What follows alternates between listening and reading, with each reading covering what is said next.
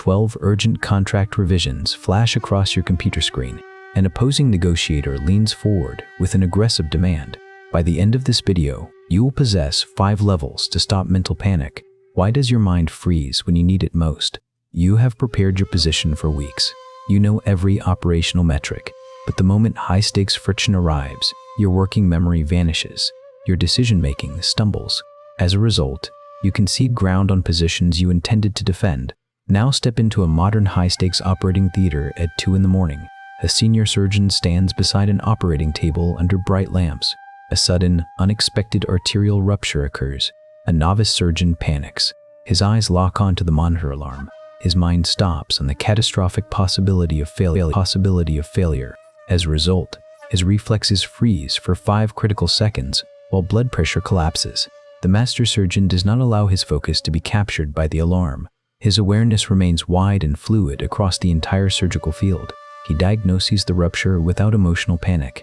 Within 2 seconds, he applies the arterial clamp and stabilizes the patient. The critical leverage point is this: mental panic is not caused by the external crisis. Rather, it is caused by the split-second fixation where your attention stops circulating and locks onto a single threat. Hold that mechanism in your mind.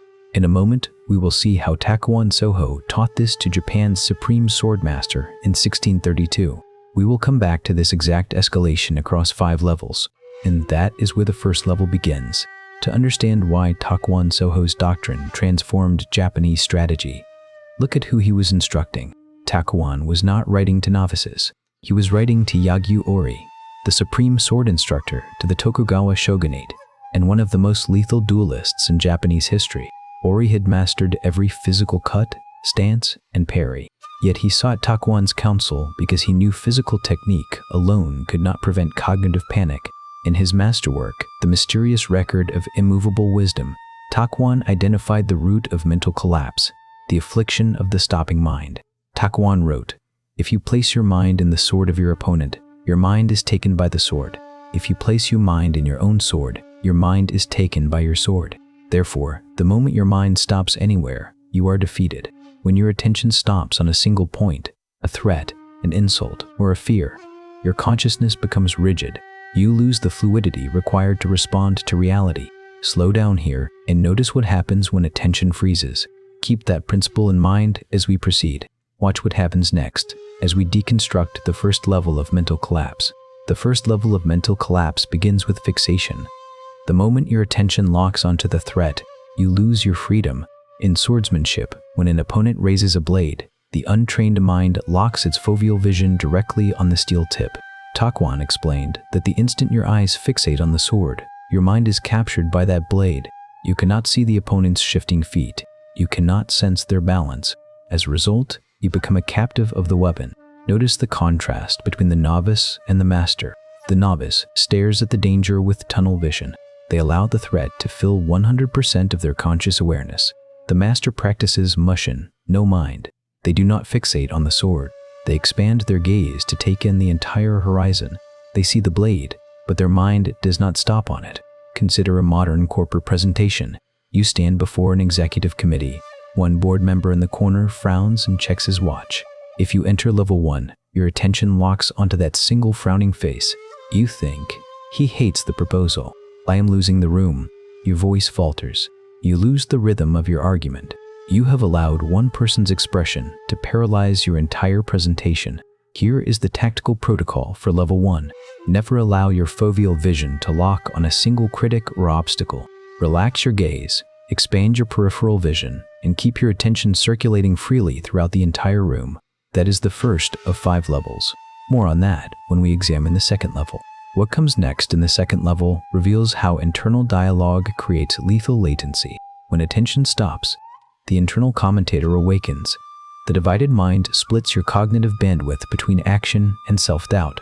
In the second level of collapse, the mind begins to narrate its own anxiety. Instead of executing the task, you generate a running internal commentary. Am I doing this correctly? What if I make a mistake? What will they think of me? Takuan warned that a divided mind creates lethal latency. In combat, a sword strike takes 0.2 of a second. If you spend 1/10 of a second asking yourself if your posture looks good, you will be struck down before your blade moves an inch. If you find value in these martial Zen breakdowns, take a moment to subscribe and swim with us at MindKoi. Step into a modern coding interview or technical evaluation in an office. A software engineer writes code on a whiteboard. Instead of focusing entirely on the algorithmic logic, half his working memory is consumed by internal dialogue. I am taking too long. The interviewer thinks I am incompetent. This internal noise consumes his cognitive bandwidth. He stumbles over basic syntax he has written for 5 years. Thus, his performance collapses under self-judgment. Here is the tactical protocol for level 2, silence. The internal narrator. When high-stakes action begins, execute purely from training. Do not evaluate your performance while the performance is still underway.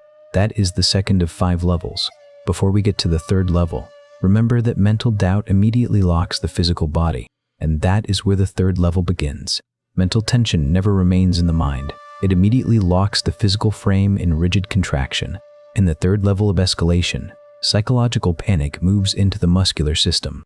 Takuan observed that when a swordsman fears death, his shoulders rise, his grip on the hilt tightens like iron, and his mobility vanishes.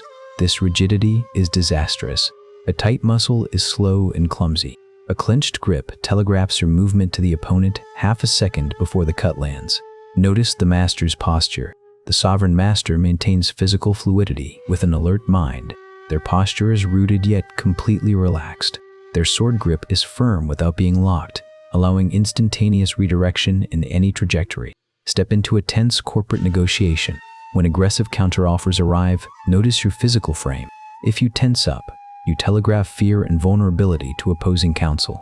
Pay attention to this diagnostic. Physical fluidity governs mental speed. Maintain physical suppleness under high pressure. A rigid structure breaks under impact, while a fluid structure redirects the blow. That is the third of 5 levels. Later in this video, we will see how past mistakes haunt the mind. What happens next in the 4th level reveals obsessive rumination. Dwelling in a past misstep while the fight continues ensures defeat in the next exchange. The 4th level is obsessive rumination. In a sword duel, if you execute a poor parry and immediately think, I should not have blocked that way, you are living in the past. While your consciousness is looking backward at your mistake, the opponent has already launched their second strike. This is where the trap is sprung. Takuan taught that the mind must be like water flowing down a mountain. When water strikes a boulder, it does not stop to argue with the stone. It flows around it instantly and continues downward without looking back. Consider a modern public speaking blunder. You mispronounce a key client's name in the opening 2 minutes of a presentation. If you enter level 4, you spend the next 15 minutes replaying that single error in your head. You feel mortified and distracted. In your obsession with one past mistake, you ruin the remaining 90% of your presentation. Here is the tactical protocol for level 4. Sever past errors instantly. The moment a mistake happens, acknowledge it with zero emotional commentary and return 100% of your awareness to the next move. That is the 4th of 5 levels. I will explain how total mental sovereignty overcomes external chaos in a moment. The final level is what brings this all together. The ultimate level of collapse is total emotional capture. When external chaos dictates your internal state, you have lost your sovereignty. In the final stage, an individual becomes a puppet of external events. If the opponent shouts, you flinch. If the market crashes, you panic. If someone insults you, you become enraged. Your consciousness is entirely reactive, bouncing like a dry leaf caught in a gale wind. Takuan called the antidote to this state immovable wisdom. Immovable wisdom does not mean being rigid or cold like a statue. It means being so completely rooted within your center that no external storm can dislodge your calm. Like the 1,000-armed bodhisattva cannon, the master can respond to 1,000 directions simultaneously because their mind does not cling to any single one. In modern life, market volatility, organizational restructuring, and personal crises will always test you. The reactive individual is destroyed by the volatility, but the sovereign strategist remains grounded in immovable wisdom. They accept the changing terrain, maintain emotional composure, and execute with absolute clarity. Here is the tactical protocol for level 5. Anchor your sense of identity in your internal principles, never in external outcomes or public praise. When external chaos peaks, hold your center and let the world rage while you remain unshaken. That is the 5th of 5 levels. The mystery of the immovable mind gets answered last, and it deserves to. You do not master pressure by fighting the fear. You master pressure by refusing to let your mind stop. Do not allow your attention to be captured by the threat. Do not divide your mind with internal commentary. Maintain physical fluidity, sever past mistakes, and stand rooted in immovable wisdom. Remember the 5 levels. 1. Release the fixated gaze on the threat. 2. Silence the divided mind and cognitive latency. 3. Maintain physical fluidity and structural balance. 4. Stop replaying past errors in your head. 5. Reclaim sovereignty through immovable wisdom. Choose the high-stakes situation facing you today.